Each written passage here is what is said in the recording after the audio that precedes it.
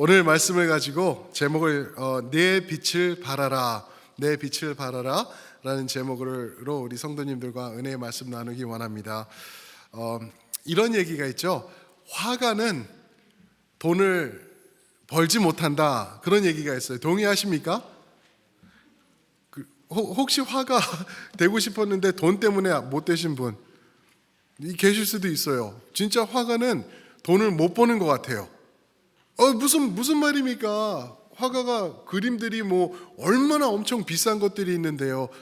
그 비싸지는 거는 죽은 다음에, 그죠? 그때 이제 가격이 매겨지고 내가 아닌 다른 사람이 돈을 버는 그런 것이 아닌가 싶어요. 그런데 인류 역사상 가장 많은 그림을 팔아가지고 살아생전에 엄청난 부와 명예를 누린 화가가 한 명이 있어요. 근래의 화가인데 그는 그 2012년도에 그 자산 그거를 보니까요, 자그마치 살아있을 때 7,600만 불을 벌어가지고 떵떵거리고 살았던 그러한 화가더라고요. 그의 스튜디오에서 하는 말을 인용해 보면은요, 한때 미국에서요 20가정 중에 한 가족은 이 사람의 그림을 가지고 있었다라고 얘기를 해요. 물론 직접 페인트한 거가 아니고 프린트한 거. 저희 집에도 제가 예전에 학생한테 선물을 받아서 그 그림이 하나 있었던 그런 기억이 나요. 지금은 어디 갔는지도 모르겠어요. 그런데 그렇게 어마어마한 부를 누렸던 화가가 있죠. 그 이름이 혹시 뭔지 아세요? 윌리엄 토마스 킹케이드. 들어보셨나요? 토마스 킹케이드라고 잘 알려져 있죠. 이 사람이 이런 그림들을 그렸더라고요. 한번 보실까요? 굉장히 잘 그렸죠.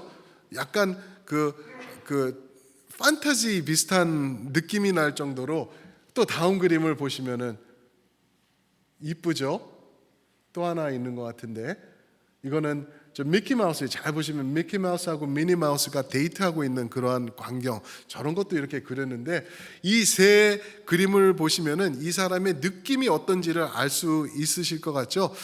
토마스 킹케이드가 자칭 자기 자신을 뭐라고 말했냐면은 I am a painter of light 그랬어요. 나는 빛의 화가입니다 라고 얘기를 했어요. 그래서 이 사람의 그림을 보면은 항상 빛이 빛나고 있는 게, 그게 항상 테마예요. 빛이 어디선가 새어나오고 태양이 오르는 것, 또 그게 아까 이렇게 불을 떼우는 것이든 별빛이든 달이든 태양이든 항상 집안에서 비치던 촛불이든 빛이 이렇게 강조가 되는 그림을 그리는 이 토마스 킹케이드죠. 저걸 해서 7,600만 불을 벌었어요. 그렇죠? 대단하죠? 근데 이 사람이 그림을 그릴 때 크리스천 이 상징을 많이 사용해요. 자칭 기독교인이었기 때문에 그런 것 같아요. 그래서 빛, 성경에서 말하는 빛, 이것이 바라는 것을 많이 이렇게 캐치를 했던 것 같은데, 이 사람의 그림을 잘 한번 살펴보시면은요, 어두운 색깔들과 색조들을 많이 사용해요. 그러면서 이제 상대적으로 빛이 더욱더 밝아 보일 수 있도록 이렇게 어두운 색깔을 빛 주변에다가 다 이렇게 조명하면서 이렇게 페인트를 하는 것을 보게 되는 거죠. 그래서 마치 이 사람의 그림을 이렇게 보고 있으면은 진짜 거기 안에서 불이 비추는 것 같은 그러한 느낌이 들어요. 어두움에 둘러싸여 있는 빛이기 때문에 그런 것 같아요. 하나님도 비슷하신 거 아닌가 생각이 들더라고요. 하나님도 빛이시고 빛을 비추라고 말씀하시고, 또 예수님께서 빛으로 오셨고 하나님이 빛으로 오신 거죠. 그 빛을 나타내기 위해서 하나님은 어둠도 허락하세요. 왜냐하면은 어둠이 아무리 짙고 어둡고 무섭다 그러더라도 어둠은 빛을 이길 수가 없기 때문에 그래요.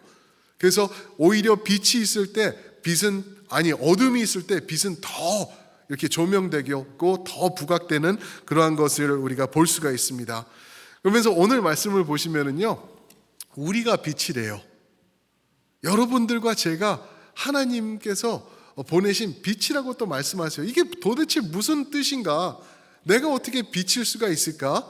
우리가 이 내용을 오늘 말씀을 통해서 우리가 생각해 보기를 원해요. 그러면서 하나님이 말씀하시면은 그거는 기회예요. 하나님이 말씀하신 빛이기 때문에 우리는 빛으로 어떻게 우리가 포지션을 잡아야 될 것이며 어떠한 모습으로 살아가야 될지 오늘 말씀을 통해서 우리가 깊이 깨닫기 원하는데요. 첫 번째로 우리가 봐야 될 것은 빛을 통한 변화를 우리가 생각을 해봐야 됩니다. 빛의 변화가 있었어요. 그게 오늘 8절 말씀해 보시면은 우리에게 일어난 변화를 말씀해 주시는데 8절 보시면은 이렇게 말씀하시죠. 너희가 전에는 무엇이었더니라고 그러죠? 어둠이었다고 말하죠. 너희가 전에는 어둠이더니 이제는 주 안에서 빛이라. 빛의 자녀들처럼 행하라. 이 무슨 말씀이죠? 이전에는 우리가 어둠이었대요. 전에는 어둠. 전에는 어둠이라는 것은 이제는 우리가 아니라 그러죠. 이제는 빛이라. 그렇죠? 어둠이었다. 너희가 어둠 속에 있었다도 아니에요. 우리 자체가 어둠이었다. 어둠이었대요, 우리가. 이 말은 무엇을 의미하는지 아세요? 우리 안에는 조그만 희망도 없었고 우리를 통하여서 선행의 여지조차 존재하지 않았다라는 것을 우리에게 말씀해 주시는 거예요. 너희가 어둠이었다. 우리가 어둠이었대요. 이 어둠은 무엇을 의미하나? 전적 타락인 거죠. 전적 타락. 우리 칼빈주의에서 칼빈 신학에서 말하는 게 전적 타락이에요. 예수님을 믿지 않는 사람은 예수님을 믿을 수 있는 능력조차 없이 죽은 상태를 말하죠. 굉장히 성경적이죠. 성경에서도 그렇게 말하고 있죠. 그게 그 상태를 어둠이라고 말해요. 전적 타락. 요만큼의 1.1획의 소망도 선행도 없던 우리였다라고 말씀하시죠. 어둠은 그러면은 또 무엇을 의미하나 보시면은요. 시편 107편 10절 말씀에 사람이 흑암과 사망의 그늘에 앉았었다라고 말씀하세요. 거기에 앉았으며 곤고와 쇠사슬에 매였었다라고 말하고 있습니다. 뭐라고요? 사람이 흑암과 사망, 흑암과 어둠과 사망, darkness and death. 어둠을 말하는 것은 죽음을 말하는 거예요. 죽음. 우리는 죽음 그 자체였다라고 말씀하고 있는 것이죠. 그런데 11절, 그 시편 107장 10절 다음에 11절에 보시면은 그 우리가 죽음의 자리까지 나가게 된 이유는 무엇이냐 하면은 11절에서는 우리가 하나님의 말씀을 거역했기 때문이다라고 말씀하세요. 하나님의 말씀을 거역. 하나님의 말씀과 무관했기 때문에 우리가 죽었었다, 죽은 후감 가운데 있었다라고 우리에게 말씀해 주고 계시는 것입니다. 사랑하는 성도 여러분, 그러면 지금을 보자고요. 말씀이 없었기 때문에, 말씀 앞에 순종하지 않았기 때문에 우리가 흑암, 죽음이었었는데, 그러면 이제는 예수님을 믿게 된 여러분들과 저는 이제는 말씀 앞에 순종하면서 100% 순종하면서 잘 살고 계시나요? 아니죠. 저도 못해요. 몸부림칠 때도 있어요. 그런데 아이고, 이거 하나님 말씀 순종하기가 하늘의 별 따기예요. 내가 거룩하니 너희도 거룩하라. 그거 어떻게 하냐고요. 하나님처럼 거룩할 impossible. 불가능하죠. 그러면 이게 우리가 어떻게 말씀을 순종하면서 살 수 있을까? 답은 예수 그리스도입니다. 예수님 붙잡으면 되는 거예요. 내 의, 내 노력, 나의 그 피와 땀을 가지고는요, 하나님의 말씀대로 살 수가 없다는 거예요. 골로새서 3장에 보시면은 아직도 우리는 죄악이 득실득실하고 있기 때문에 그렇다. 그럼 우리가 어떻게 사냐? 우리는 예수 그리스도의 옷자락 잡는 것뿐입니다. 예수님 옷 잡으시면은요, 그분 의지하시면은요, 예수님께서 말씀하시기를 당신의 의를 우리에게 주실 것이다 라고 말씀하셨어요. 그러니까 내 의, 내 노력은 불가능한데 예수님의 의로 나를 덮어주실 때 나는 빛 가운데 행할 수 있다라는 것을 말씀하시는 것이죠. 그렇게 사시는 여러분들 되시길 축복합니다. 예수님 붙잡으시는 거예요. 예수님 붙잡는 거예요. 내가 노력하는 거는 다른 말로 하면은 율법주의라고 그렇게 말하죠, 그죠? 근데 예수님을 붙잡는 거는 그거는 은혜를 아는 구원받은 사람이라는 것을 우리에게 말씀하고 있는 것입니다. 그래서 오늘 말씀에서는요, 8절에서 이제는 너희는 어둠이 아닌 주 안에서의 빛이라, 주 안에서의 빛이라, 주 안에서 예수님을 의지하는, 예수님을 붙잡는 빛이라라고 말씀하세요. 자, 어둠이 죽음이라고 시편 107편에서는 말씀하시죠. 그러면은 빛은 무엇일까요? 빛은, 어둠이 죽음이면은 빛은 당연하죠. 그렇죠? 생명이에요. 그러니까 너는 빛이다라고 말씀하시는 건 너는 생명이다. 살아났다. 이제는 살아있다. 그 빛을 나누라라고 말씀하시는 거예요. 근본적인 변화가 우리 안에서 생겼다라는 것을 오늘 말씀에서 말해주는 것이죠. 그러면서 하시는 말씀이 뭐라고요? 빛의 자녀들처럼 행하라. 빛의 자녀들처럼 행하는 건 무엇일까? 잘 와닿지가 않아요. 근데 메시지 성경을 보시면은 그 구절을 이렇게 말씀하시더라고요.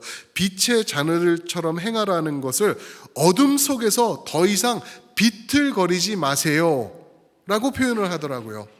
어둠 속에서 비틀거리지 마세요. 어둠 속에서 이제는 헤매는 거는 그만하세요 라고 말하고 있는 거예요. 왜요? 이제 빛에 속했기 때문에 빛 가운데 살 수 있다는 것이죠. 그럴 때 우리가 빛 가운데 거행할 때, 그 안에서 살아갈 때 우리는 두 번째로 빛의 열매를 맺게 됩니다. 빛의 열매. 생명을 낳죠. 그죠? 살아있는 것은 생명을 계속 멀티플라이 합니다. 생명은 생명을 낳듯이 생명인 빛, 그렇죠? 빛이 생명인데 빛의 열매를 맺게 할 것이다 라는 것을 말씀해 주고 계십니다. 9절 말씀 보실까요? 9절 보시면은 빛의 열매는 모든 착함과 의로움과 진실함에 있느니라. 무엇에 있다고요? 착함, 의로움, 진실함. 착함, 의로움, 진실함. 이 세 가지가 빛의 열매다라고 여기서 말씀해 주고 계시죠. 이 착함, 의로움, 진실함 어디서 좀 들어본 것 같지 않으세요? 이것들이 어디서 오는 건지 아세요? 하나님의 말씀이에요. 이것도 하나님의 말씀. 왜 우리가 말씀을 계속 강조하고 말씀을 붙잡고 살아야 되고, 이 어려운 말씀이지만 이 속으로 들어가서 묵상하고 이 말씀을 가까이 대해야 되나? 다 여기서 나오는 것이죠. 착함과 의로움과 진실함의 빛의 열매를 맺는 것, 이것은요 말씀으로부터 비롯된다는 것을 말해주고 있죠. 저희가 지난주에 우리 제자 훈련하면서 외워야 될 말씀이 디모데후서 3장 16절이었죠. 모든 성경은 하나님의 무엇으로 됐다고요? 그렇죠. 하나님의 감동으로 된 것으로 교훈과 책망과 바르게 함과 의로 교육하기에 유익하다. 같은 말씀이죠. 오늘 9절 말씀과 똑같은 말씀이에요. 교훈과 책망과 바르게 함과 의로 교육함. 무엇이? 하나님의 말씀이. 왜? 하나님의 감동으로 됐기 때문에. 감동이란 말은 성령이라는 말이에요. 성령으로 살아계시는 하나님의 영이 이 말씀 가운데 거하시기 때문에 이것을 의지하면서 나아갈 때 우리는 이런 우리가 빛의 열매를 누릴 수 있다라는 것이죠. 사랑하는 성도 여러분, 그런 분들 혹시 보셨죠? 교회 출석하고 믿음 생활을 10수년 동안 했는데 분명히 크리스찬인데, 그런데 삶은 눈꽃만큼도 바뀌지 않는 분들이 계시죠. 그런 분들 주변에도 계시죠. 혹시 여기 계시면 손 들어보세요. 들지 마세요. 그죠? 진짜 몇 분 움찔하시는 분들이 계셨던 것 같아요. 근데 정말 그러신 분들이 계세요. 10수년 교회 안에서 또 직분도 받고 또 기도도 하고 그러고 이렇게 열심히 하는데 정말 눈꽃만큼도 바뀌지 않는 분들이 계시거든요. 그게 왜 그런지 아세요? 믿음은 말로 하는 게 아니고 교회 와서 앉아 있는 것으로 믿음을 내가 행하는 게 아니고 믿음은 말씀대로 살아가는 게 믿음이기 때문에 그래요. 그 삶 가운데 말씀이 있으면은요, 그 삶은 조금씩 꿈틀거리면서 변화해 나갈 거라는 거죠. 그런데 믿음이 아무리 좋고 아무리 그 선한 모습으로 교회에 출석한다 그래도 말씀이 그 사람의 가운데 거하지 않으면 그 믿음은 없는 믿음이라는 거를 말씀해 주고 계시는 거예요. 그래서 말씀 생활하는 게 너무나 중요한 거죠. 예배와 말씀과 세상을 품는 이유가 여기 있는 것입니다. 진정한 믿음을 내가 경험하고 싶으세요? 말씀 속으로 빠져드세요. 목사님, 너무 힘들어요. 읽어도 도대체 무슨 말인지 모르겠어요. 괜찮아요. 읽으실 수 있으면 계속 읽어 나가세요. 왜요? 이거 하나님의 영이 여기서 살아서 꿈틀거리고 있기 때문에 내가 여기서는 이해를 못하더라도 여기서는 변화가 생겨나갈 것이라는 것을 우리가 깨달을 수 있다는 거죠. 아까 제가 화가 얘기를 말씀을 드렸죠. 토마스 킹케이드, 그죠? 자칭 독실한 크리스찬이라고 자기 자신을 그렇게 얘기를 하고 또 그림 그리면은 아까 그림도 그 중에 아까는 아니었구나. 다른 그림에는 이제 예수님의 기도하는 모습, 또 이제 제자들 말 구유, 예수님의 탄생 이런 것들을 많이 성경의 그 상징을 많이 집어넣고 또 그리기도 하고 그래요. 그런데 토마스 킹케이드가 2012년 4월 6일 날 죽었대요. 근데 그 사유가 뭔지 아세요? 사유가 뭐였냐면은 acute intoxication. 술과 마약이었어요. 술과 마약을 오버도스 해가지고 결국에는 그가 죽게 됐어요. 독실한 크리스찬이에요. 자신이 독실한 크리스찬이라고 그러고 그의 업적을 보면은 엄청난 그 빛의 모습, 그냥 은혜로운 그림 그런 것들을 많이 남기고 그렇게 갔는데 결국에는 그의 죽음 뒤에는 마약과 술 그것 때문에 생을 마무리했던 그인 것을 볼 수가 있죠. 4명의 자녀가 있었대요. 어느 정도 독실했냐 하면은 이 4명의 아들 딸들 미들 네임을 전부 다 크리스찬으로 했어요. 크리스찬. 저도 그렇게 했거든요. 우리 아들놈 미들 네임이 크리스찬이에요. 깜짝 놀랐어요. 나도 조심해야 되겠다. 그죠? 4명의 자녀를 전부 다 미들 네임을 크리스찬으로 할 정도로 자기는 독실하다. 아이들의 이름을 크리스찬으로 바꿨다. 이런 그림을 내가 페인트를 한다. 이 빛은 바로 주님의 빛을 상징한다. 그러면서 이렇게 그런 그림을 그렸던 건데 결국에는 그가 어떻게 알려졌었냐 하면은요, 막말하는 사람으로 알려졌더라고요.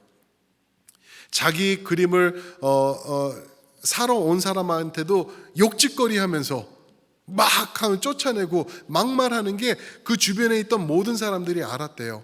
오늘 5장 말씀 보시면은 5장에서 몇 절이죠? 4절 그리고 6절 말씀 이렇게 보시면은 말 조심하라고, 헛된 말 하지 말라고, 성도는 입술을 지킨다라고, 여기다 파수꾼을 세우라고 그렇게 말씀하잖아요.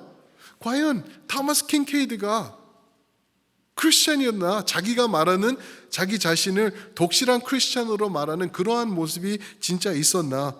말뿐만이 아니에요. 그가 잘못했던 것들도 많이 있는데 노상방뇨의 아주 대단한 엄청난 사람이었대요. 어느 정도 그랬냐면은 사람들이 저 사람은 자기 땅을 만들려고 개처럼 저렇게 노상방뇨하고 디즈니랜드에 가가지고 위니 더 푸라는 그 곰, 꿀 먹는 곰 있지 않습니까?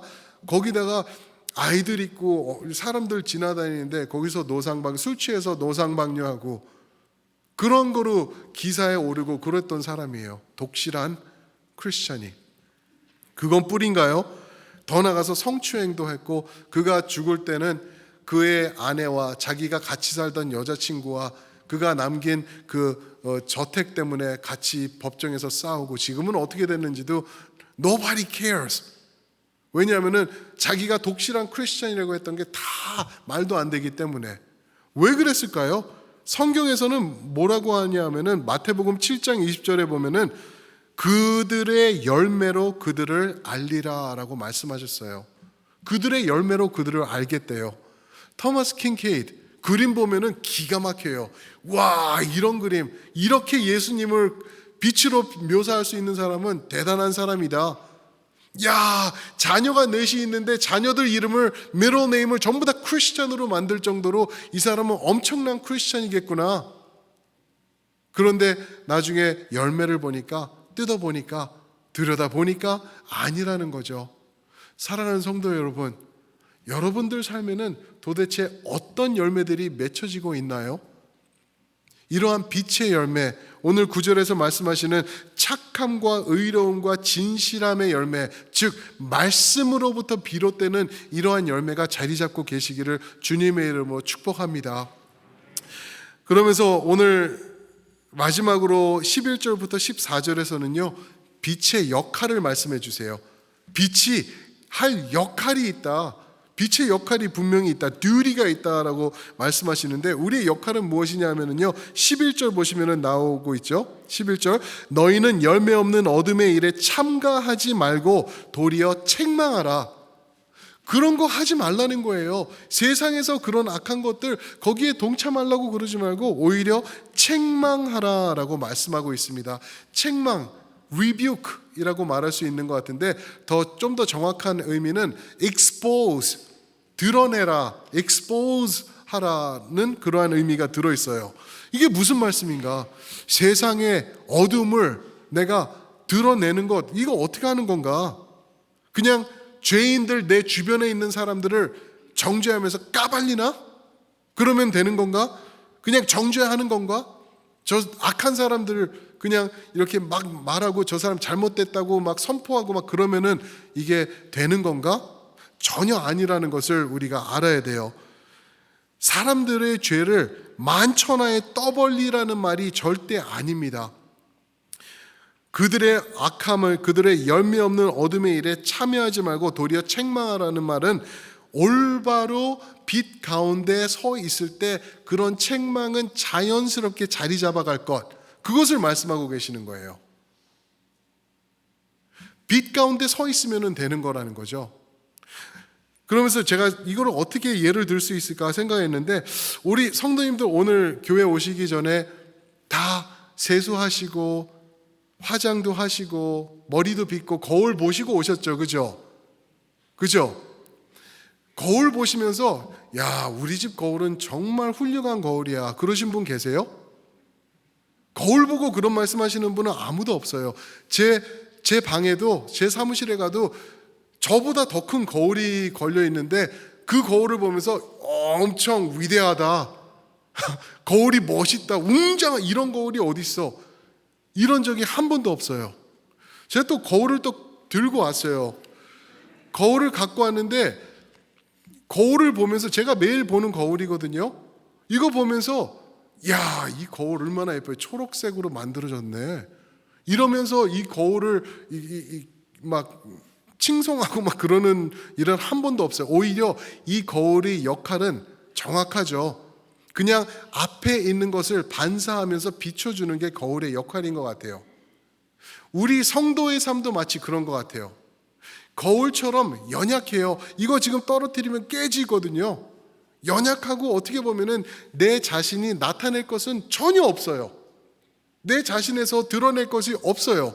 그런데 내 자신이 비추어주는 것은 정말 중요한 것이다라는 거죠. 거울이 각도를 정확히 해가지고 이렇게 하면은 빛을 반사하게 되더라고요. 한번 해볼까요? 여기 빛이 보이시나요? 윤 장로님, 예, 김현 장로님, 쫙 권사님도 비추고 우리 임 장로님도 비추고 우리 성도님들 다 비췄어요. 제가 왜요? 거울의 역할은요, 반사하는 것이기 때문에 그래요. 빛 대신 주님 앞에 서 있는 성도가 각을 잘 잡고 그분 앞에 정확히 서 있을 때 우리는 그분의 빛을 반사할 수 있는 반사체가 되는 것입니다. 우리는요, 빛이 아니에요. 발광체 되신 분은 오직 예수님 앞에 가까이 서 있고 정확히 서 있을 때 우리는 그분의 빛을 마치 거울처럼 반사하면서 세상에 비출 수 있게 된다라는 것을 말씀드리고 싶어요. 그러면서 마태복음 5장 16절에는 이런 말씀을 하십니다. 너희 빛이 사람 앞에 비치게 하여 그들로 너희 착한 행실을 보고 하늘에 계신 아버지께 영광을 돌리게 하라. 너희 빛이 세상에 비치게 하라. 어떻게? 너희 착한 행실이 이 세상에 드러나게 해가지고 하나님께 영광이 되도록 하라. 무슨 말이죠? 예수님이 행하신 그 일들을 너희가 반사해라. 거울처럼 드러내라 라고 우리에게 말씀하고 계시는 거죠. 빛의 역할을 다 하는 게 그게 성도의 역할인 줄 믿습니다.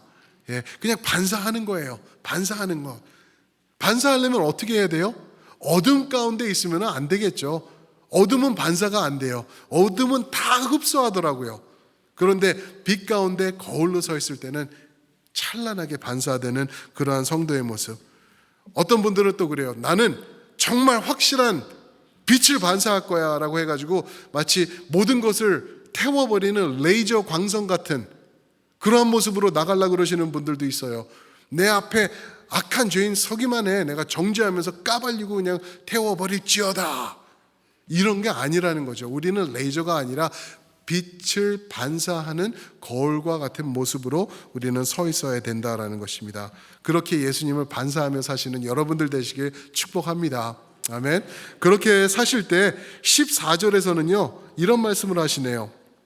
그러므로 이르시기를 잠자는 자여 깨어서 죽은 자들 가운데서 일어나라. 그리스도께서 너희에게 비추시리이다 하셨느니라. 이게 무슨 말씀인지 아세요? 이 말씀이 이 초대교회에서 성도들이 부르던 찬송이래요. 찬송. 그래서 우리가 일어나서 빛을 발하면서 죽은 사람들을 깨우자라고 서로 독려하며 격려하던 그러한 찬송이라고 말하고 있는 것입니다. 사랑하는 성도 여러분, 빛으로 살면서 빛의 노래를 부르는 여러분들과 제가 되기를 소망해 봅니다. 우리는 그 가운데 생명을 얻었기 때문에 이제는 선포하면서 나갈 수 있는 거예요. 우리 한번 그 자리에서 일어나면서 우리 이 아름다운 빛, 예수님을 반사하고 계시는 성도님들 한번 전후좌우분들 얼굴 좀 한번 보세요. 너무 밝죠? 아멘, 아멘. 우리가 이런 밝은 모습으로 세상을 향해 나갈 때 하나님께서 우리 가운데 역사하시고 우리를 통해서 더 아름다운 빛으로 이 세상의 어둠을 물리치는 하나님의 역사를 보게 될 줄 믿습니다. 그러면서 이 찬양을 우리가 함께 선포했으면 좋겠어요. 일어나서 주의 백성이기 때문에 일어나서 우리가 빛을 발하자. 많은 백성이 아직도 어둠 가운데 있는데 그들에게 주님의 빛을 비추면서 우리가 주님 앞으로 인도하자. 그러한 고백인데 우리 함께 일어나라 빛을 발하라. 만 백성이 너의 빛을 보고 사방에서 나올 것이다. 우리 함께 찬양하시겠습니다. 일어나라 빛을 발하라. 만 백성이 너의 빛을 보고 사방에서 나오네. 일어나라 빛을 만 백성이 자유함으로 기뻐하는도다. 아멘이십니까? 우리 주님께 이 찬양 힘차게 찬양하시면 좋겠습니다.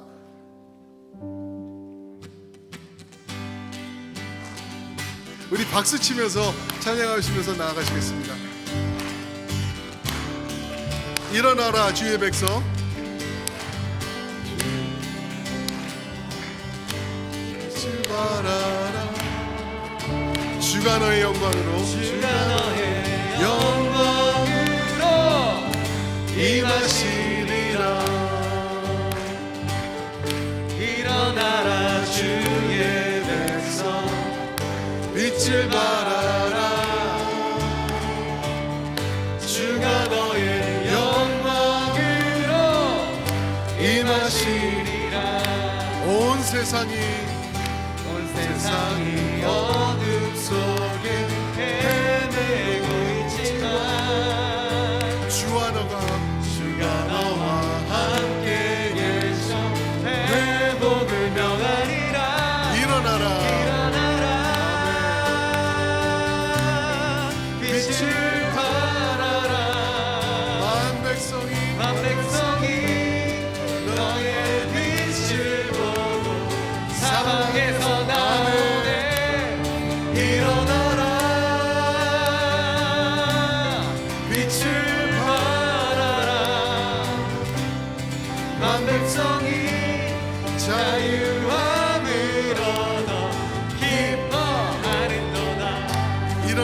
주의 백성 다시 한번 고백하겠습니다. 일어나라 주의 백성 빛을 발하라. 아멘. 주가 너의 영광으로 우리 가운데 임하시리라. 아멘. 다시 한번 일어나라 주의 백성. 일어나라 주의 백성 빛을 발하라. 아멘. 주가 너의 영광으로 임하시리라. 온 세상이 어둠 속에 헤매고 있지만 주가 우리와 함께 하십니다. 주가 너와 함께 계셔 회복을 명하리라. 일어나라 빛을 발하라. 난 백성이 너의 빛을 보고 사망에서 나오네. 일어나라 빛을 발하라. 만 백성이 자유함을 얻어. 일어나라 빛을 발하라. 만 백성이 고백하십니다. 빛을 발하라. 만 백성이 너의 빛을 보고 사망에서 나오네. 일어나라 빛을 발하라. 만 백성이 자유함을 얻어 기뻐하는 만 백성이 자유함을 얻어 자유함을 얻어 기뻐하는도다. 아멘. 아버지, 이제는 우리가 빛이라고 주님께서 말씀하십니다. 어둠이 아니라고 근본적으로 우리가 변화되었다고 말씀하십니다. 이제는 그 빛의 반사체의 역할 우리가 감당하겠습니다. 착한 열매 맺겠습니다. 주님의 뜻을 이루어 나가겠습니다. 그 의로운 뜻을 받들어서 이 세상에서 주님의 빛을 반사하는 역할을 우리가 잘 감당하겠습니다. 주여 도와주시옵소서. 아버지 하나님, 이번 한 주도 살아가는 동안 아버지 하나님, 우리가 어디서든지 주님을 드러내며 주님의 모습을 닮아가며 주님의 향기로 살아가기를 원하오니 주님 도와주시옵소서. 가끔은 넘어질 때도 있을 것이고 실수할 때도 있겠지만 주님 옷자락 꼭 붙잡고 놓지 않고 승리하면서 나아갈 때 빛의 영광으로 이 세상을 밝힐 수 있는 우리 첼트넴의 공동체 성도 모두가 될 수 있도록 인도하여 주시옵소서. 이제는